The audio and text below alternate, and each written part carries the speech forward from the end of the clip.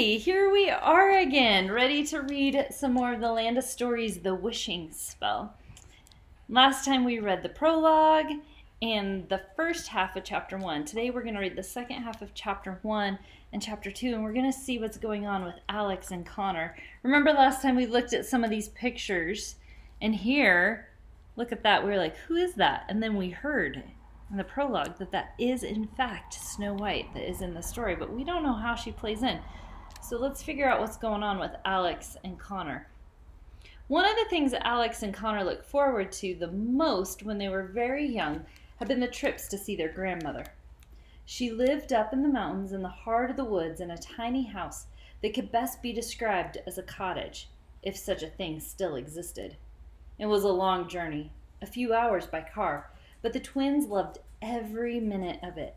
Their anticipation would grow as they traveled up the windy roads and through the endless trees, and when they crossed a yellow bridge, the twins would excitedly exclaim, "We're almost there! We're almost there!" Once they arrived, their grandmother would greet them at the door with open arms and hugs so tight they would almost pop. "Look at you two! You've both grown a foot since the last time I saw you," Grandma would say, even if they hadn't, and then would lead them inside where a freshly baked batch of cookies waited for them. Their father had grown up in the woods and would spend hours each day telling the twins his adventures as a kid. All the trees he'd climbed, all the streams he'd swum, and all the ferocious animals he'd barely escaped from. Most of his retellings were highly exaggerated, but they loved this time with him more than anything else in the world. "Someday, when you're older, I'll take you to all the secret places where I used to play," their father would tease them. He was a tall man with kind eyes that would wrinkle whenever he smiled, and he smiled quite a bit, especially when he was teasing the twins. At night, the twins' mother would help their grandmother cook dinner, and after they had eaten, as soon as the dishes were done, the family would sit around the fireplace. Their grandmother would open her big storybook, and she and their father would take turns reading the twins fairy tales until they fell asleep. Sometimes the Bailey family would be up until sunrise.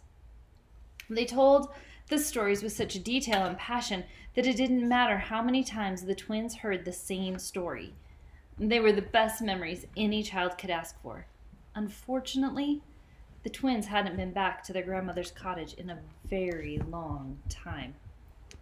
"Mr. Bailey!" Mrs. Peters shouted. Connor had dozed off again. "Sorry, Mrs. Peters," he bellowed back, sitting straight up in his seat like a soldier on guard. If looks could kill, Connor would have been dead from the scowls she was sending him. "What did we think of the real Little Red Riding Hood?" the teacher asked her class. A girl with frizzy hair and thick braces raised her hand. "Mrs. Peters?" the frizzy-haired girl asked. "I'm confused." "And why is that?" Mrs. Peters said, as if asking, "What on earth could you possibly be confused about, idiot?" "Because it says the big bad wolf is killed by the hunter," the frizzy-haired girl explained. "I always thought the wolf was just upset because the other wolves in his pack made fun of his snout, and he and Little Red Riding Hood became friends in the end. At least that's what happened in the cartoon I used to watch when I was little." Mrs. Peters rolled her eyes so far into the back of her head she could have seen what was behind her. "That," she said with a clenched jaw, "is exactly why we're having this lesson." The frizzy-haired girl became wide-eyed and sad. How could something so dear to her have been so wrong? "For homework," Mrs. Peters said. The room unanimously slumped in their seats. "You are to pick your favorite fairy tale and write a paper, due tomorrow, on the real lesson the tale is trying to teach us." Mrs. Peters went to her desk, and the students began working on their assignment with the little class time remaining. "Mr. Bailey," Mrs. Peters summoned Connor to her desk. "A word?" Connor was in deep trouble, and he knew it. He cautiously stood up and walked to Mrs. Peters' desk. The other students gave him sorrowful looks as he walked by, as if he were walking to his executioner. "Yes, Mrs. Peters?" Connor asked. "Connor, I'm trying to be very sensitive about your family situation," Mrs. Peters said, glaring at him over the frames of her glasses. Family situation? 2 words Connor had heard too many times in the last year. "However," Mrs. Peters continued, There is certain behavior I just will not tolerate in my classroom. You're constantly falling asleep in class. You don't pay attention. Not to mention, you quiz and test very poorly. Your sister seems to be functioning just fine. Perhaps you could follow her example? It was a comparison that felt like a kick in the stomach every time someone made it.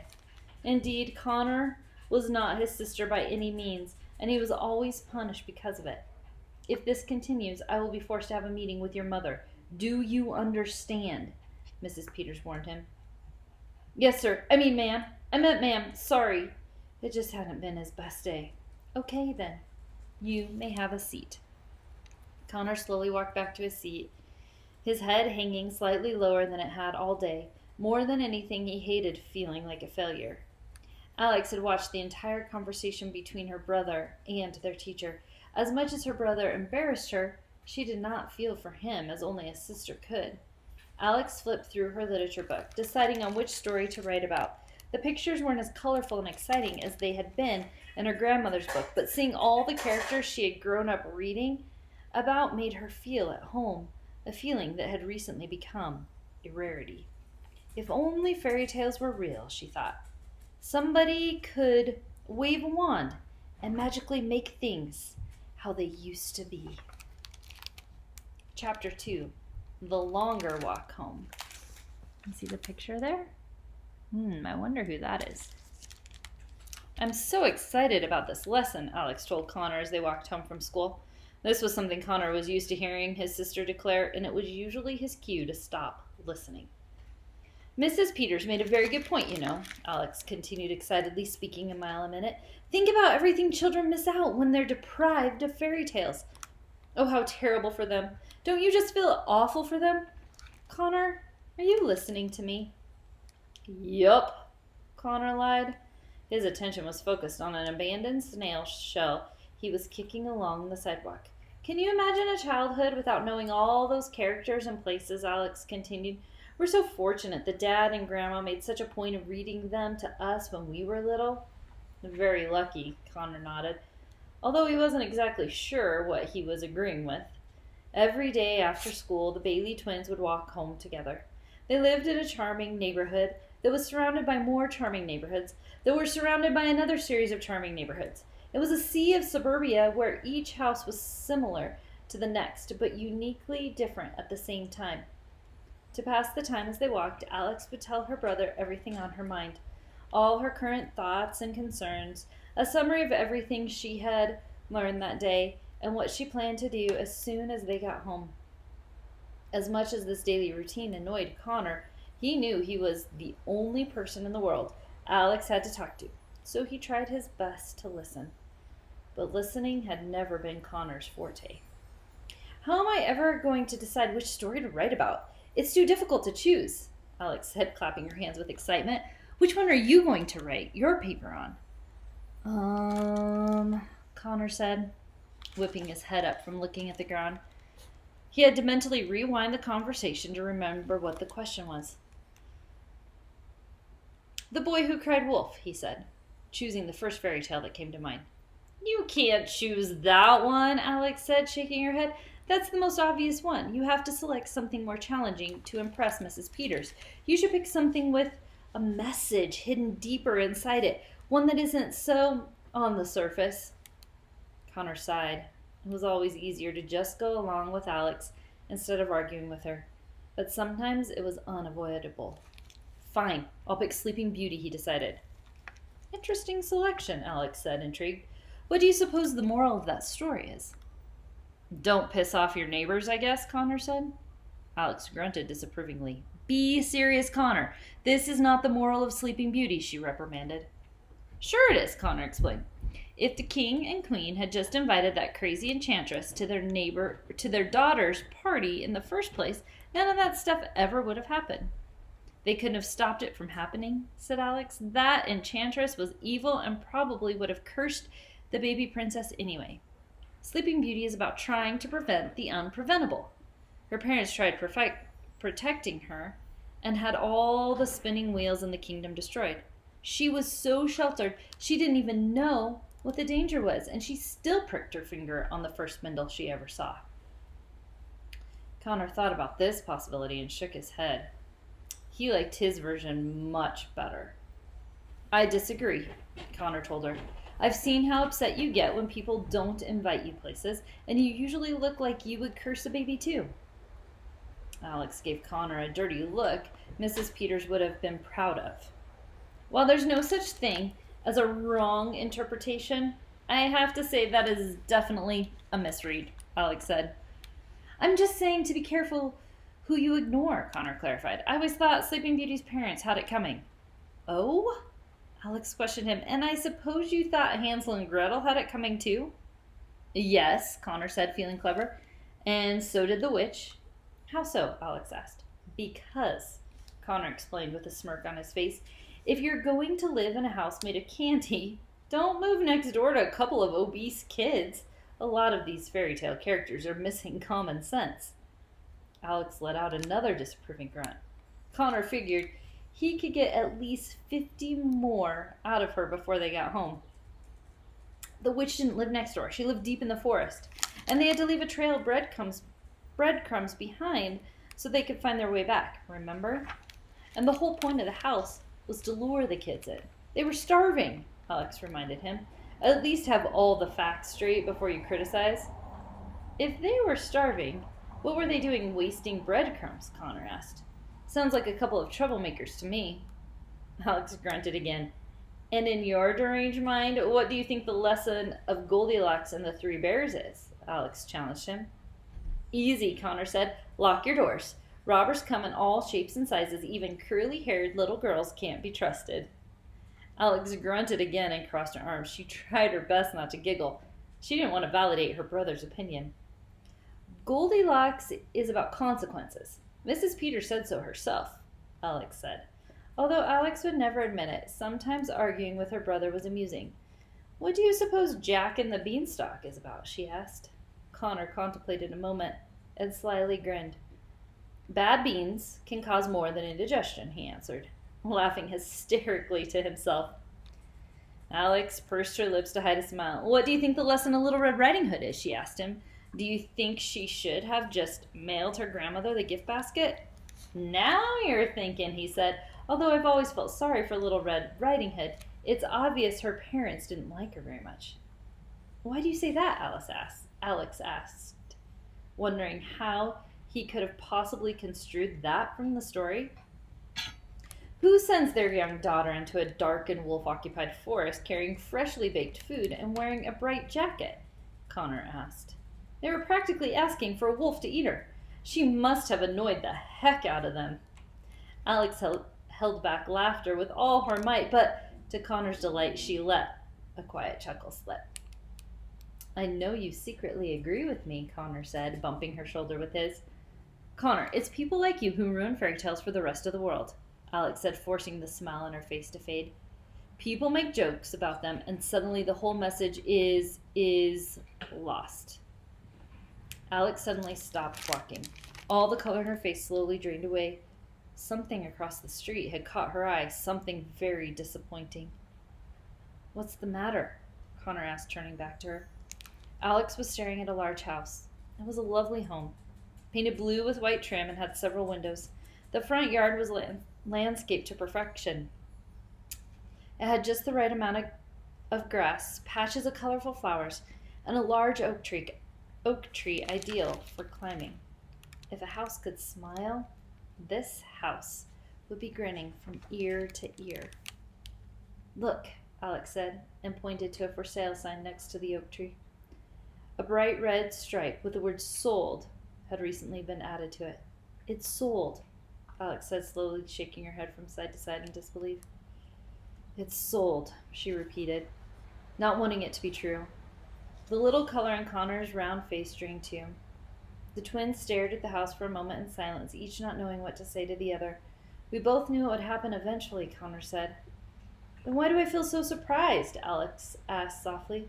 I guess it had been for sale for so long, I just figured it was just, waiting for us. Connor saw tears begin to form in his sister's eyes, through the tears forming in his own. Come on, Alex, Connor said and kept walking. Let's go home. She looked at the house for a second more and then followed him. This house was only one thing the Bailey family had recently lost. A year ago, just a few days before their 11th birthday, Alex and Connor's father died in a car accident on his way home from work.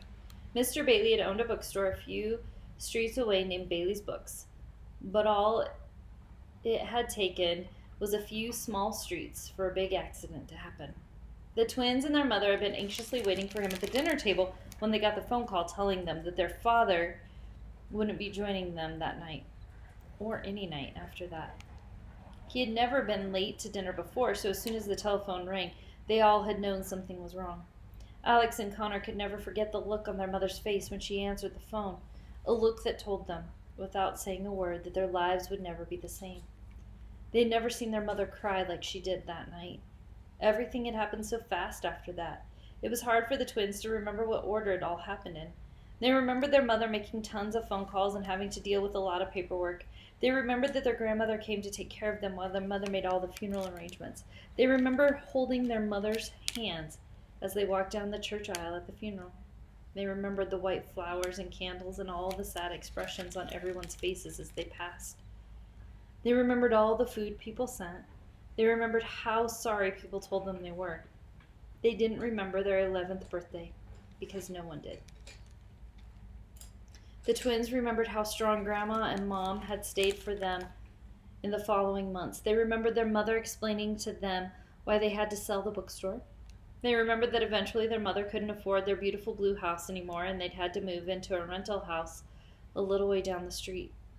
They remembered Grandma leaving them once they were settled into their new, smaller house. They remembered returning to school and how falsely normal everything appeared to be. But most of all, the twins remembered not understanding why any of it had to happen. A full year had passed, and the twins still didn't understand it. People had told them it would get easier with time, but how much time were they talking about? The loss seemed to grow deeper each day without their dad. They missed him so much sometimes that they expected their sadness to swell out of their bodies. They missed his smile. They missed his laugh. And they missed his stories. Whenever Alex had had a particularly bad day at school, the first thing she would do when she got home was jump on her bike and pedal to her dad's store. She would run through the front doors, find her dad, and say, "Daddy, I need to talk to you." It didn't matter if he was helping a customer or putting brand new books on the shelves. Mr. Bailey would always stop what he was doing, take his daughter to the storage room in the back, and listen to what had happened. "What's the matter, sweetheart?" he would ask with big, concerned eyes. "I had a really bad day today, Daddy," Alex said on one occasion. "Are the other kids still teasing you?" he asked. "I can call the school and ask your teacher to have a talk with them." "That wouldn't solve anything," Alex said through sniffles, "but publicly persecuting me? They're filling an insecure void caused by social and domestic neglect." Mr. Bailey scratched his head. "So what you're saying, sweetheart, is that they're just jealous?" he asked her. "Exactly," Alex said. "I read a psychology book in the library today at lunch that explained it." Mr. Bailey let out a proud laugh. His daughter's intelligence constantly amazed him. "I think you're just too bright for your own good, Alex," he said. "Sometimes I wish I was like everyone else," Alex confessed. "I'm tired of being lonely, Daddy. If being smart and being a good student means that I'll never have friends, then I wish I was more like Connor." "Alex, have I ever told you the story about the curvy tree?" Mr. Bailey asked. "No," Alex answered. Mr. Bailey's eyes lit up. They always did when he was about to tell a story. "Well," he started, "one day when I was very young, I was walking around the woods and saw something very peculiar. It was an evergreen tree, but it was different from any other evergreen tree I had ever seen. Instead of growing straight out of the ground, its trunk curved and wound in circles like a large vine." "How?" Alex asked, utterly entranced. "That is impossible. Evergreens don't grow like that." "Perhaps someone forgot to tell that to the tree," Mr. Bailey said. "Anyway, one day the loggers came and cut down every single tree in the area except the curvy tree."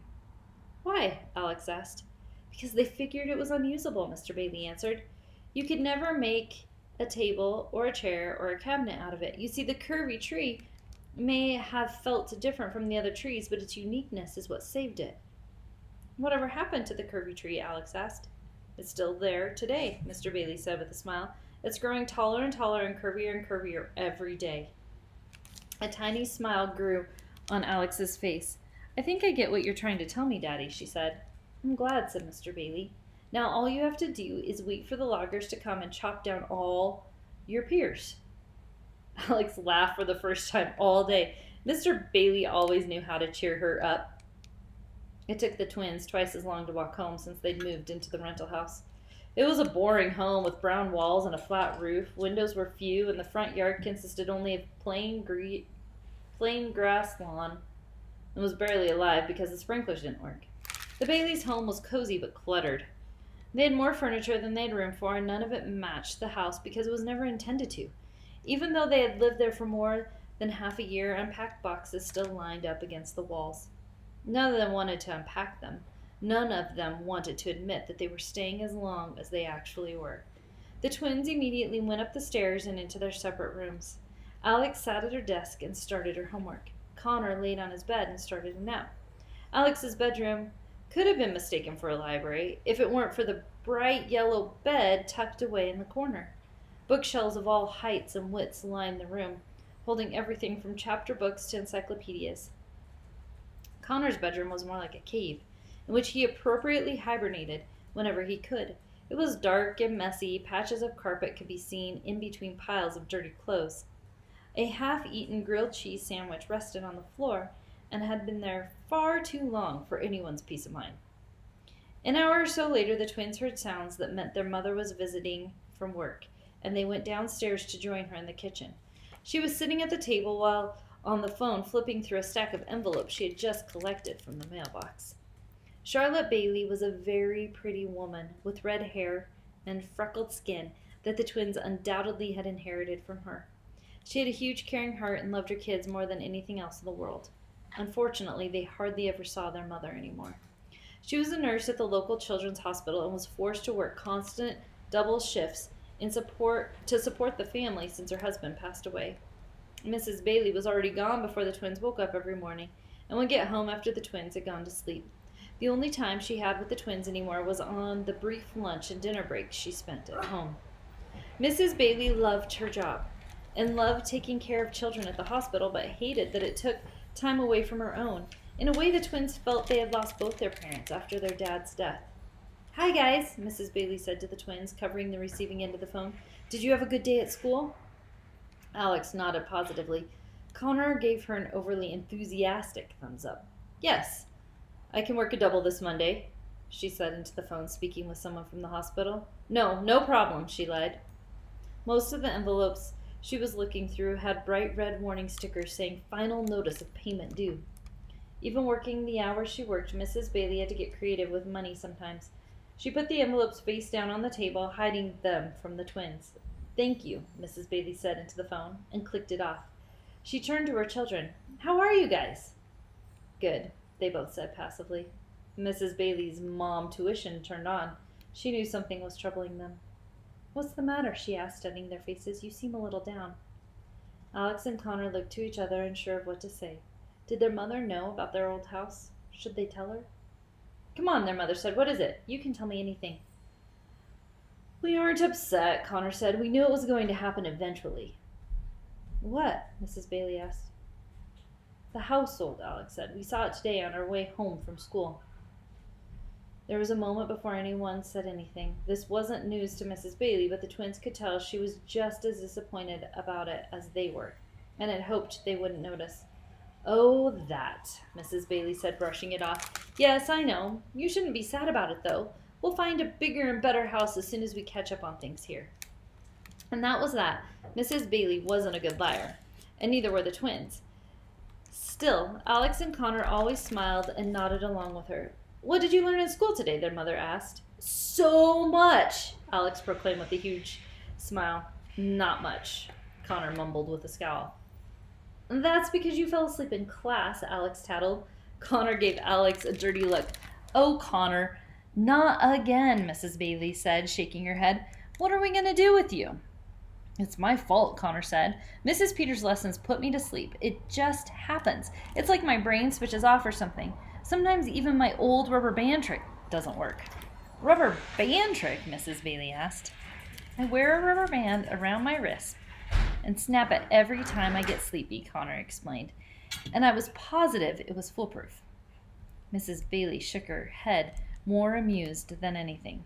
Well, don't forget how lucky you are to be in that classroom, Mrs. Bailey said with a guilt-inducing mom look. All the kids at the hospital would like nothing more than to trade places with you and go to school every day. They'd change their minds if they met Mrs. Peters, Connor said under his breath. The phone rang just as Mrs. Bailey was about to continue scolding her son. Hello, Mrs. Bailey said, answering the phone. The worry lines on her forehead became very prominent. Tomorrow?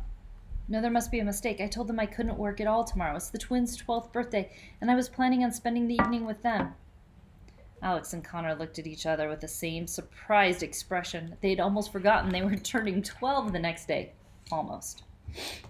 Are you positive there's no one else who can cover it?